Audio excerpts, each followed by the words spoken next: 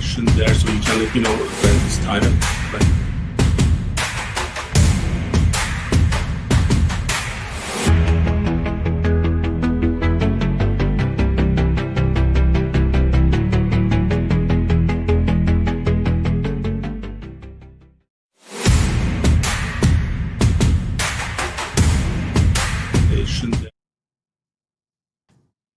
Good afternoon and welcome to UnitedTV. My name is Kemal, Erkan. Today is March 7th, 2025, and this is our 2 p.m. Session, and we are going to cover different topics from healthcare to economics, financial issues, and global issues. But before we start, we are trying different formats, and one of the formats that we have is participation with the questions, and one of our client managers, Alp Santa, is going to be my help today with the questions, and this way we have a more organic dialogue. So I'm going to actually start with an update, which I mentioned, perhaps I mentioned this before. There is a event coming up, 28th Eurasian Economic Summit, and this is something that's going to take place in Istanbul on May 7th and 8th. To the event, the goal of this event is to bring different group of people from different countries in the international forum and have the opinion exchanges and also share the different voices and values. So we are, as United Medical, we are going to be participating at the sponsor level as well. I'm a member of the foundation since last year, and I believe that's going to be a great event. And one of the other things is we are trying to work on a couple of the guests from United States side, but working with their schedule to see what that's going to be look like. It can be potentially Sarah McBride, but we still didn't get the okay yet. And then Lisa Rochester is going to be our next stop. So we'll see, and then we'll share those with you. And this is going to be a great event, and I'm proud of being part of it. And hopefully, we'll share more updates with you. Now, we are going to cover different topics, as I mentioned. So we are going to start with Luigi Mangione case, and let's start with the questions. So yeah, Luigi Mangione case has been a topic that was covered multiple times in UnitedTV. So if you would like to walk us through that case, what are some of the key developments so far? How's the public reacting to it? So there isn't really much happening yet. So I think the next court hearing is going to be on March 16th or 17th, if I'm not mistaken. They are still getting evidence. This is actually one of the pretty disturbing cases that I have seen where someone is being idolized just because he comes from a wealthy family with good education and relatively good looking. Now they're making a hero out of this. He's not a hero, he's a murderer. He killed someone, a father of two, and regardless of whatever the issue that they have, it cannot be killing someone cannot be the solution, and people need to understand that Luigi is just like any other murderer. So if you don't have the sympathy, if this person was black or Mexican or Chinese or Turkish or Middle Eastern, just because you have sympathy because he's a white entitled individual with wealthy background, you need to really question your values because that's broken. If someone is looking at this as hey, like that other person that they deserve to die. No one deserves to die. We are not making that decision. I mean, you go through a lot of insurance issues, and none of those solutions or resolutions, including killing someone. So that's just, I mean, he should be looking for those answers in his own family. I mean, his family benefited from healthcare. They own nursing homes. as you get more experience in life, Alp is going to be at there at some point because I'm much older than you guys are. What you see is it's so disappointing how empty these things can become. So why are we even talking about his like the clothes that he's wearing, and his like trying to influence people who are much younger and not able to actually make certain decisions yet on their own, and then you are putting this person as a god, like almost uh, like here's the idol. So like, why is because he's good looking, he's rich, he's well educated. That actually is something I haven't seen in the last 26 years in this country. At least personally, I didn't see. Now, there were cases like O.J. Simpson and others where the famous people do get away with certain things, but this guy is not famous. Now he is. So, so we won't really know much about this until next. Well, we're already in March, so probably in a week or so. But one rumor that I heard is apparently he has a sex tape. Actually, he has 20 of them that he uh, recorded himself with different individuals with professional lighting and all that. I think we have a very sick person that public is going to see in the next couple of months.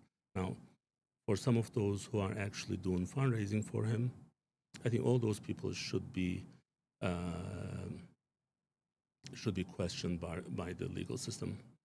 Like, because if you are supporting someone who potentially is guilty at this point and you are giving them financial, I mean, supporting someone on social media versus giving them money, then you are being part of their crime. So I don't want that to be sugar-coated in any way. So anyone who's giving any money to Luigi at this point is part of his crime, and hopefully this madness will be over.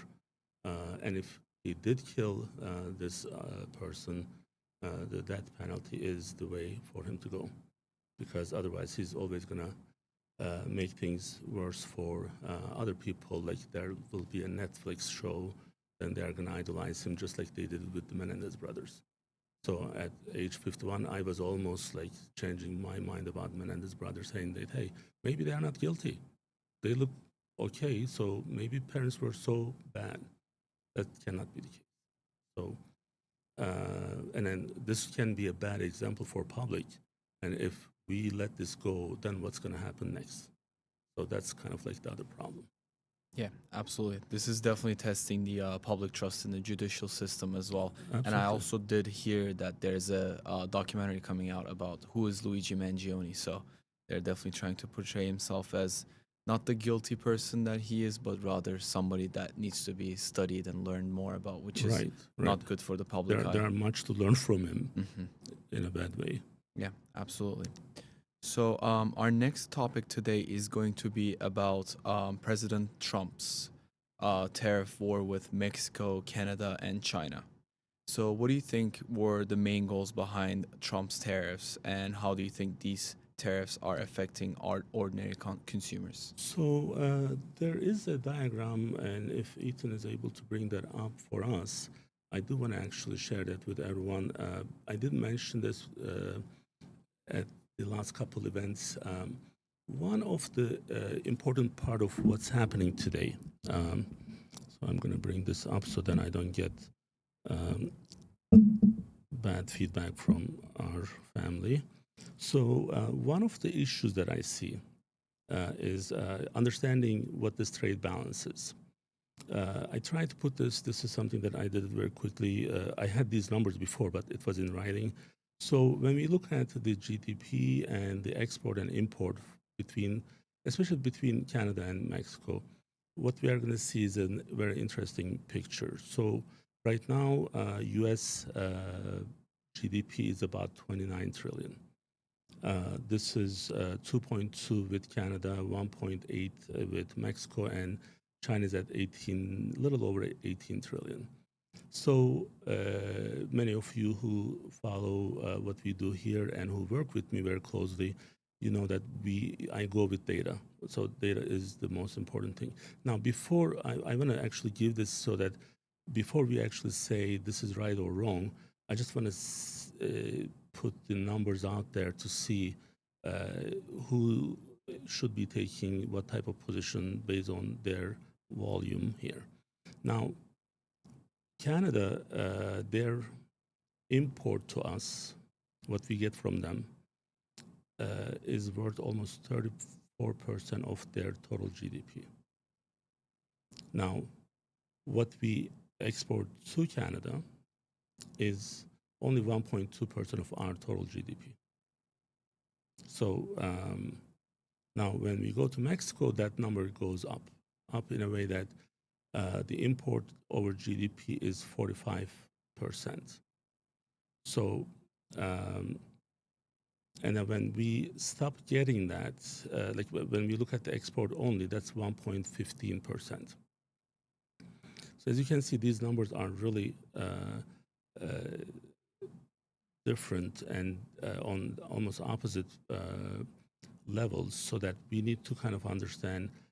Let's say, again, not getting into whether Trump is right or wrong, but just looking at can he do it and what would this have any impact on us in U.S. I can see why he's doing it. Now, there are certain things that he's demanding from, especially these two neighbor countries. And one of the other things that I want to make sure that these people, they really should look at their leaders. Like yesterday on social media, on Twitter, you see videos of Justin, the Prime Minister of Canada, Trudeau, crying almost in a speech. So, well, you put your country in that situation. You were in charge for how many years, and you put yourself in that situation. So, and he's an elected official, and if he's not successful, he should go. And he's been in that position for a while. So now with Mexico, it's a little bit different. We don't have the same close relationship as we have with Canada, but I was looking at, we are going to talk about Zelenskyy later on, but why do you put your country in that situation? So why do you have to cry in front of all these people? Because you are not able to manage and you are not able to find new trade sources, resources, and markets, and then you get stuck. So if we are representing a big part of your economy, that country is gonna they can always pull the rug under your feet. So this is something that people should know before we get all these anxiety. Now, I think in the short term, we are gonna see some inflation related to these. Now, the problem with the Trump's administration is now they delay the tariffs on these two countries now until April. So when it's on and off and on and off, on and off, and there's no consistency, the market actually answers this in a really different way. So right now, what we see is yesterday with Nasdaq, this was a record loss. Almost more than 1.2 trillion was gone from the stock market yesterday. So that's because economy and the stock market doesn't like inconsistency. And if you are going to do something, you are going to do it. You cannot use it as a stake. So, but if you are not going to do it, then find out what you want to do. So then it's not like 1 week on, 1 week off type of situation. So now, with China's situation is a little bit different. We are again representing a big part of their trade, not as big for Canada and Mexico, but as an individual buyer, if we stop buying from Canada, we can bankrupt that economy. That's dangerous for every country in every different level. So this is also true for businesses. Like we are going through with some changes in United Medical. One of our big clients is leaving. And if that client represents 25% of our revenue today, then we would be in big trouble. But we actually didn't let that happen, and we have different service lines that we generated, we created in time. And well, it's fine if they leave, but then we are also fine because we have other ways of making that. So that's that simple. So the person who's running the country is responsible. So then don't put your country in that situation. That's that simple. So now in the midterm, I think these are gonna actually have a positive impact if we have enough manpower in the United States to replace the loss of products that's coming in. And I know right now we buy a lot of cars from Mexico, and they're not actually they're not Mexican brand, but they're actually completed in Mexico, and then we are paying a lot of money for these. And on the other side, what's happening is we are not actually employ people who can actually work in those factories. Now, I think there's 210,000 Honda Civics, if I'm not mistaken. Now it's going to be, there's a new factory coming up that's going to replace. Now, seeing that is not going to happen in 2 months. That's why I'm saying that short term there will be issues, but midterm and long term, this may work out, and we may see these things being successful in a way. And the other thing is that we always talk about, like, why is Canada not having a good custom border check to make sure that we are safe? The safety is not about weapons. The safety is other weapons like fentanyl. So, like, this is a deadly drug, and if Canada is not putting enough manpower out there to make sure that we are actually not getting these the way that it is right now, then I'm going to change my position on those. And Justin Trudeau is nothing but successful. He's not. He's just he's a loser, and now he's crying. It's embarrassing. So that's what I'm seeing actually. Now I'm maybe more. I have more sympathy for Mexico. They try more and they do more for us in and out of this country. But still, if there are people who are coming in with the crime history, and we went through immigration, so it's not easy. But why are we like? Why do we have to go through that and other people are not, right? So there are things that can be done in a good way, and I think it will find some balance at some point with the Trump's administration. I want to keep the optimistic outlook out there, so then hopefully things are going to be better. Yeah, absolutely. And this definitely does affect everyone that lives in the country, whether you're, invested in politics or not. So it's very good that you are covering these as your weekly updates in the United TV as well. So next we have the potential Medicaid cuts. I know we talked about this during our United Medical ACO weekly provider meeting last night, but for the United TV listeners, viewers, what are your thoughts about those? What are these proposed Medicaid cuts about? Now, these are more sensitive issues when it comes to Medicaid population. While Medicaid, for those who may not be familiar with these terms, there's Medicare and there's Medicaid. So Medicare is for those who are over 65, and Medicaid who live in the poverty level. And there are some patients, some individuals who are Medicare and Medicaid, so they may be over 65, but then for their co-insurance part, they may have Medicaid, which we call them dual plans. Those individuals are already struggling financially. And then there's pure Medicaid, where those are a lot of people who live in the poverty. So when this cut happens, this is going to impact low-income families, some seniors. There's also disability, and mainly kids, children actually, who are heavily relying on Medicaid. So now the thing is there a balance? Again, I always look for a balance. What is the balance? You may remember 2 years ago I shared this. there is a patient in one of our Medicaid program. It was a kid actually. The total spent was 2.2 million. So why do I know this? Is because we are on a value-based contract and we are responsible for the expenses of these patients. And we look at it like, how did you spend 2.2 million?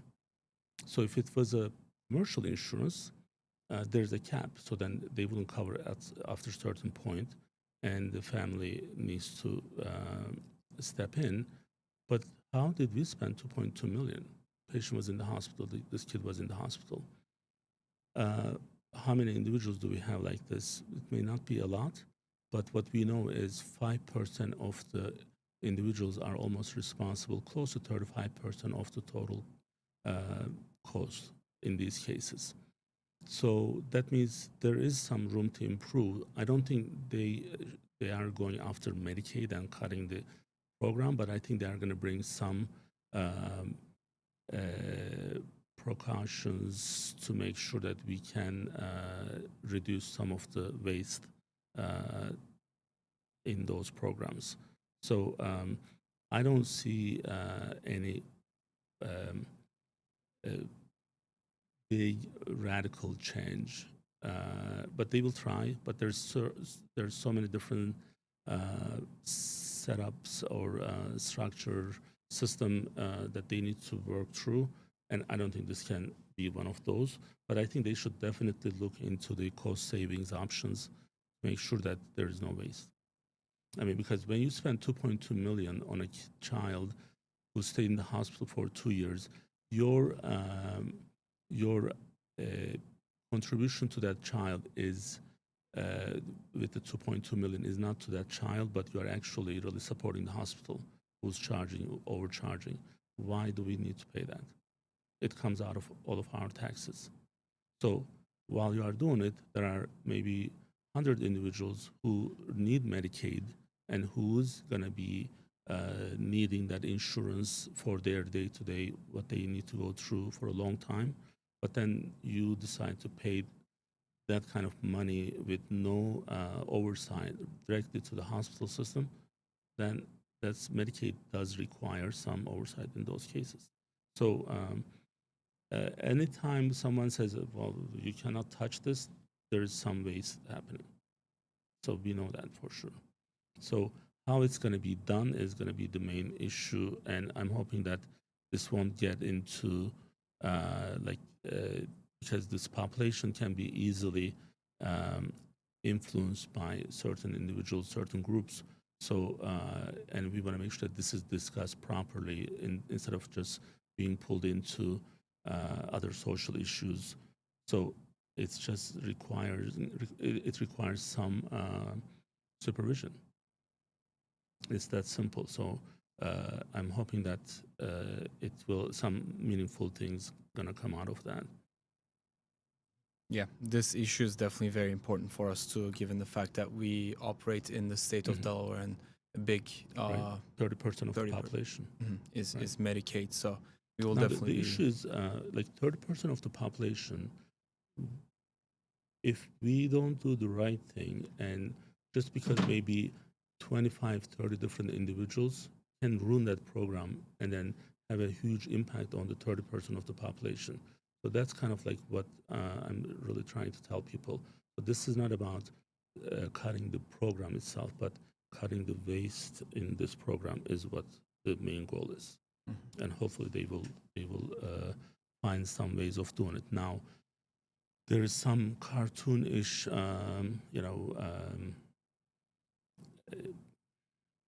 images we see with the Trump administrations these days. I think the governing and running the country is more serious, and there are certain levels that needs to be kept. The reason I'm saying that is because I don't want those to overshadow what they are trying to achieve, and we'll see how this is going to work out. Sounds good. Thank you for that information. So our next topic is definitely important for both of us, given our backgrounds with being born in Turkey So the Turkey hearing in Congress, the bridge between West and the East.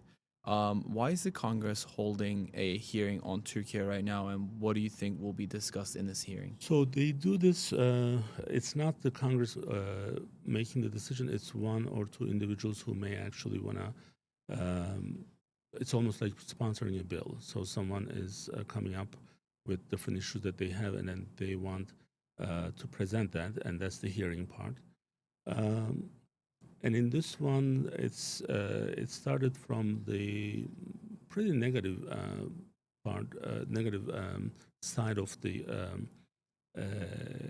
approach. Actually, is negative. So there are groups of people in Congress who are not understanding what Turkey's position is and what type of where they should be. Now, what we also need to understand, both of us living here, Turkey is a huge country, so you know you can't just expect them to just do whatever we tell them to do. They have a very strong president. President Erdogan is, when you look at all the different leaders, he's standing out, and with all the experience and everything that he has, but the way that what we know, what happened to Zelenskyy last week won't happen to Trump, won't happen to President Erdogan ever, because he won't let that happen. So now you are dealing with that type of a country who actually keeps a really good balance while they are being in the middle of all these trouble. Like something happens with Ukraine and Russia, Turkey is in the middle, and mostly as a mediator. So then they're willing to help. Now there's a huge war going on in Syria, and then Turkey is in the middle. There's things happening in Gaza and with Israel, and Turkey is in the middle. So yet Turkey is part of NATO. Now, well, does it mean that Turkey cannot make independent decisions when it comes to doing the right thing? Well, they can, and then they do. So, and then this hearing was kind of like trying to go after Turkey's independent position in these issues, and I don't think it will go anywhere. But I think it also helps those who support Turkey to maybe better understand and make a better point of these issues. Well, because of this hearing, I had to talk to a couple of our senators and Congress people.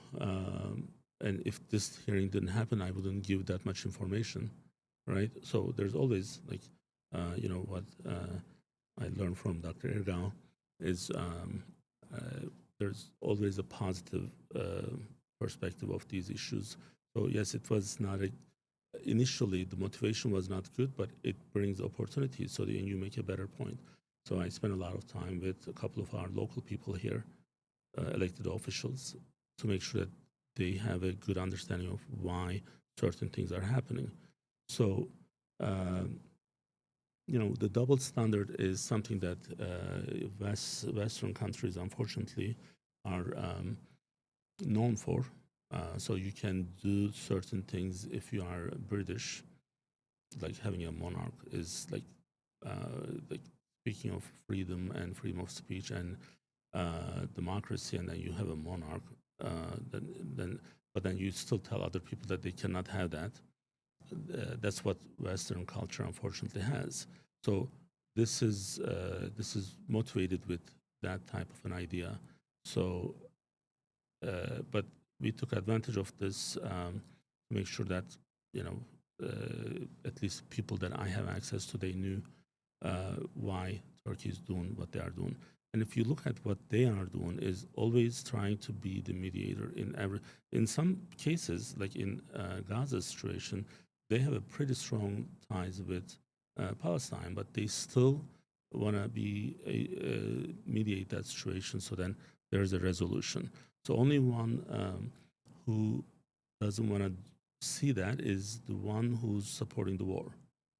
If you want war and if you want endless war, then you are not going to have mediation. You are not going to, like those people who are trying to bring solutions or resolutions to these. So that's what it is, and I think maybe some good stuff are gonna come out of this. Yeah, absolutely. We'll be waiting to hear about that as well in the upcoming few weeks. And our next topic, this has also been a topic that's been on social media, news, both on TV and newspapers. That everybody, the whole world's been talking about the Trump-Zelenskyy meeting at the White House, and there may be some ethical issues related to that. So if you can talk about that a little bit, why did the two presidents meet, and why was the outcome like that? So now, when I saw the meeting, was I shocked? No. Was I surprised? Yes. Um, it all starts with what happened. So we can't just make the decisions based on what just happened now. We need to see what brought us to this point, right? So why I'm saying that is because with Ukraine, we have a relationship that's started in the Biden administration time with this war. And prior to that, there were history. Prior to that, there were more history in that relationship. And if you take it from 2014 and on, there is this dependency or being kind of relying on U.S. for everything. So a country who's 6,000 miles away from here, relying on us to operate their own politics, economy, and defense. So then in 10, 11 years, what happens? Things changes. Now, if I have the full screen, so this is Mrs. Zelenskyy on the cover of Vogue. Okay, why? Why is she on the cover of this magazine? Well, this was a couple years ago. Now, so if you have that, okay, we have these videos when Zelenskyy was here, and just in the Senate, he was being welcomed by everyone at that time, and everyone was going crazy. And just ask yourself, why is this guy here? Why are we supporting him? So, but why are we getting that support? Because if we are the one who's giving that, at some point we are not going to do that. So we are going to maybe change our decisions. So that's probably what happened now. So if you are not willing to give in and do what we want you to do, and you are not in a position that you are not able to support your own country, and what's going to happen is someone like Trump is going to make a fool out of you, which he did. So now, Zelenskyy was the reason that happened. Now, that's one thing that we need to kind of, at least from my point, I need to make it clear. So Zelenskyy is the reason that happened. Now, what we can discuss is whether or not, when you are in a position where you are the upper hand and when you are the giving hand, should we do that? That's the ethical part of the issue, where the diplomacy is the main issue and should be the base for these.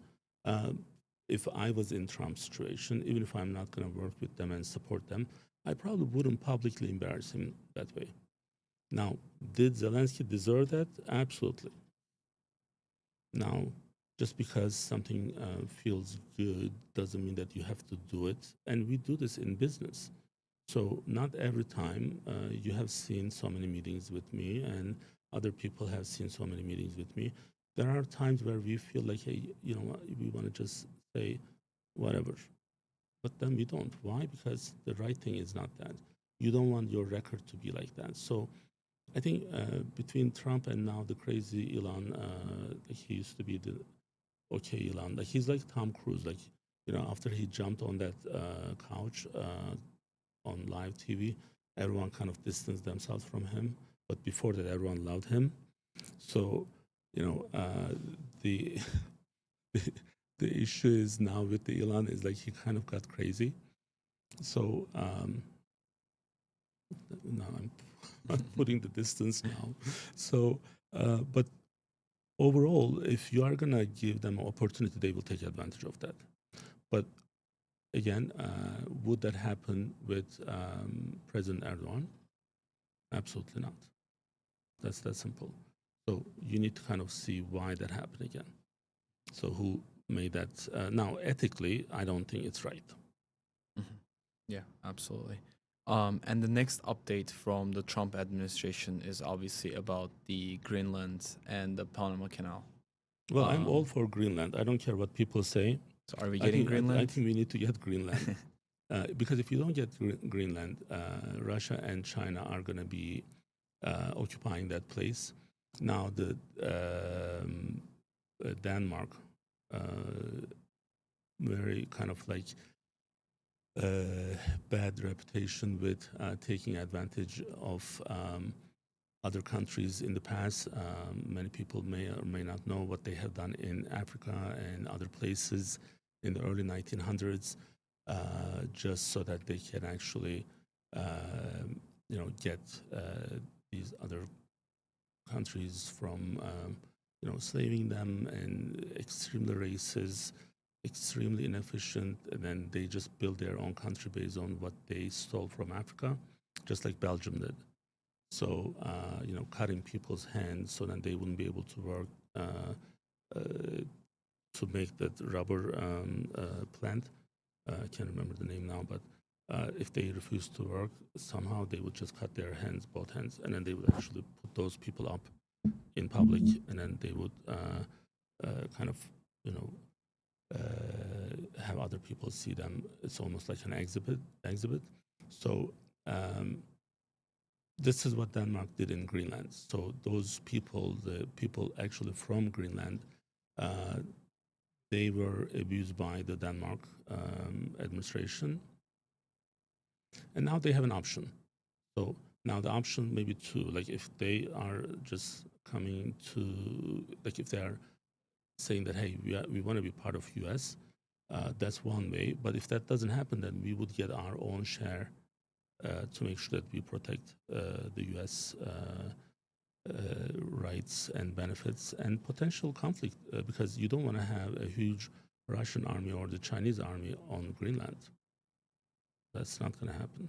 So on that, we definitely need Greenland, and I support Trump 100% on that. Okay. And what about the Panama Canal? So again, same thing. So there are, who built the Panama Canal is like United States.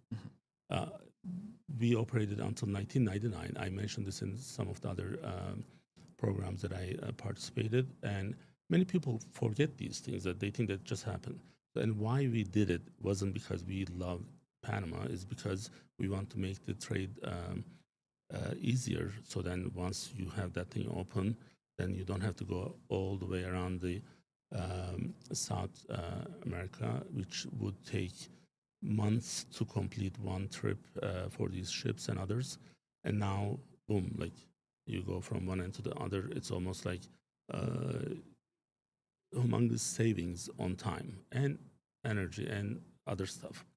So, and then we told the local government there that you have to make sure that you are running this, and you are not letting other countries take over the operations. Well, now that operation is changing, and every day there's more control from China. And guess what? Again, like this is where you would use your power. That if we don't take care of that now, 20 years from now or 10 years from now, that will become a huge problem, and that will be a reason for a war. But if you do it now, you can actually do it with the diplomatic ways. And I think both Greenland and Panama, Trump actually is doing the right thing. And that's why I was telling in the Turkish TV, if you remember, this is maybe one way of Americans to have the empathy to understand why Turkey has to defend their own borders. and America is doing it for the right reasons. And I think as long as it doesn't go into the war, hopefully, that should be done from the diplomatic ways, and hopefully that can happen. Absolutely, yeah. Both these places are very strategically important to the It U.S. is, right? So I think that's all we have for today. And I know we are trying different formats, and I know you guys are being so flexible with me. And we are making some changes in the studio. I want to make sure that we do some RCM sessions here with our team, and you have done twice before, I believe. So we can make the on-camera sessions. So, and we are going to improve the studio a little bit more. And today we have one of our bariatric patients for the Bariatric Friday. That's why we did it at 12 noon instead of 3 p.m. That was a very interesting session. Maybe first time I got nervous, not in a bad way. It's just like I got maybe a little bit too excited about it, because that's the first time we are doing it, and not to know what to expect from the patient, because we didn't know each other. And she did a great job, and we want to thank her again. And that episode, if you missed it, it was right before this one. It's a great episode. I personally enjoyed it a lot, and we are hoping that we can do more like those types of sessions in the future. And that's all we have for today. Well, thank you for joining me, and we'll be back next week. I believe we have the Deltec president, Mark Baynard, is going to be with us. And now John Carney, when he finishes cleaning the streets and the neighborhood projects and painting some St. Patrick's Day projects, he's going to join us. But he's working really hard, so it should be in the next couple of weeks. And then we still work with Sima Verma's office to make sure that we reschedule the session with the Oracle Senior Vice President. And we'll be back with more. Well, thank you for watching us, and we'll see you soon.